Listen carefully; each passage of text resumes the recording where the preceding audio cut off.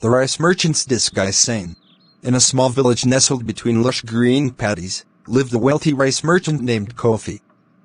He was known for his vast wealth and generous heart. However, Kofi's life was incomplete. He longed for a loving wife. Tired of women fawning over his wealth, Kofi devised a plan. He would disguise himself as a poor man, wear tattered clothes, and search for a woman who would love him for who he truly was. Kofi transformed into Kwam, a humble laborer. He walked through the village, approaching various women. The first few flashily dressed girls rejected him outright. "Look at your worn-out sandals. How can you provide for me?" One scoffed. Another sneered, "You're not even worthy of carrying my market basket." Kwam's heart sank, but he persisted.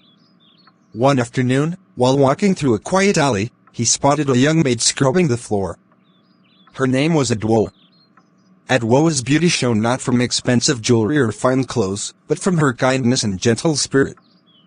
Kwam watched, captivated, as she helped an elderly neighbor carry groceries. Days passed, and Kwam found excuses to cross paths with Adwoa. They exchanged warm smiles and gentle conversations. Adwoa saw beyond Kwam's tattered exterior, sensing a good heart. One evening, as Kwam sat with Adwoa under a starry sky, he revealed his true identity.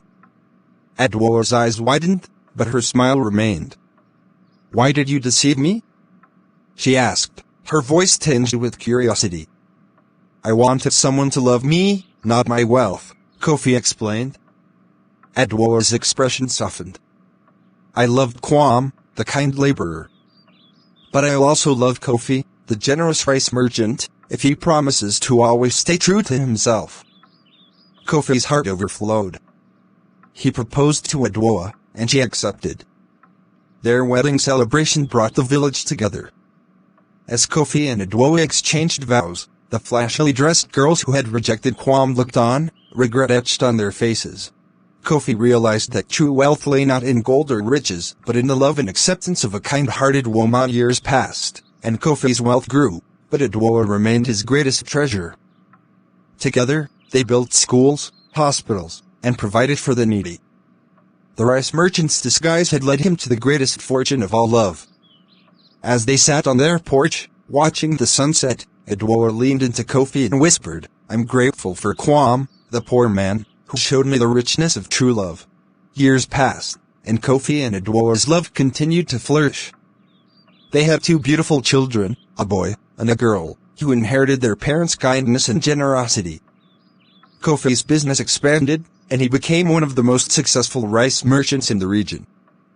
But he never forgot his humble beginnings and the lesson he learned from his disguise. Adwoa continued to work as a maid, but now she did it out of love, not necessity.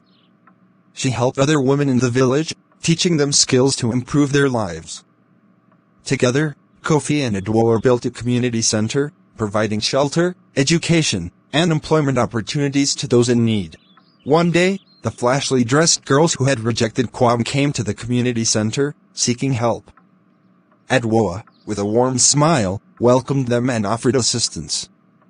As they received aid, the girls realized their mistake. They had judged Kwam by his appearance, not his heart.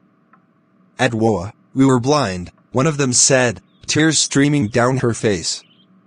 "You found a treasure in Kofi.